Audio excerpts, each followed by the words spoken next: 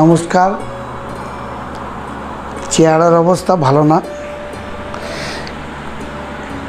আমি কথা বলার মতো পরিস্থিতিও আমার নেই। আমি মায়ের কাছ থেকে ঘুরে এসেছি আপনাদের আশীর্বাদে। আমি কিভাবে এসেছি একমাত্র ঈশ্বর ছাড়া কেউ জানে না। আপনারা আশীর্বাদ করেছেন যে মামাকে দেখতে চাই, পেতে চাই, এর জন্যই কিন্তু আমি ফিরে এসেছি।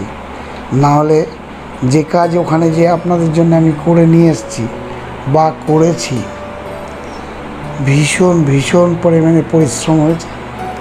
3 রাত 2 দিন একভাবেই জাগা। আমি যখন বাথরুমে ঢুকেছি হোমযজ্ঞ শেষ হওয়ার পর, এই হিস্ট্রিটা যদি আপনাদের না জানাই তাহলে ভাবতে পারবেন না যে মামা কিভাবে এত শরীর খারাপের মধ্যে পড়ল। আমার মায়েরা, ভাগ্নিরা এত আমাকে আশীর্বাদ করে, ভালোবাসে। ইউটিউব চ্যানেলের যত আমার যাত্রী আছে তারা এত শ্রদ্ধা করে, ভালোবাসে। সেই ভালোবাসার জন্য আমি আপনাদের পাশে আবার এসেছি। হাত জোর করে বলছি, আপনারা সাহায্য করেছেন বলে আজও কিন্তু আমার কথা বলার পরিস্থিতি ভালো নেই। আমি ভালো করে তাকাতে পারছি না, কারণ আমার শারীরিক কন্ডিশনটা প্রচণ্ড খারাপ হয়ে গেছে।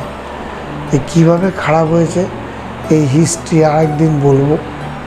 যাই হোক, আপনারা আমাকে নিয়ে এসছেন, আমি বস্তু নিয়ে এসেছি। যে কাজ করতে গেছিলাম, এই 21 তারিখে ফিরেছি। কয়েকদিন বাদে আমি ভিডিওটা করলাম, আপনারা সবাই মিলে ভিডিওটা দেখবেন। আমার পরিস্থিতি কিন্তু খুব একটা ভালো না।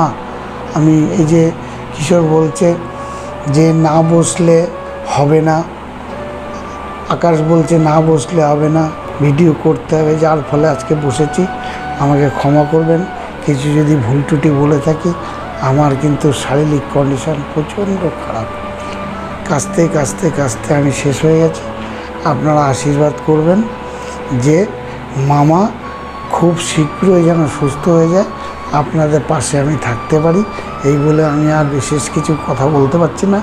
আপনারা আশীর্বাদ করুন এবং মায়ের কাছে আমি আশীর্বাদ করছি আপনারা সবাই মিলে সুস্থ থাকুন, ভালো থাকুন। নমস্কার।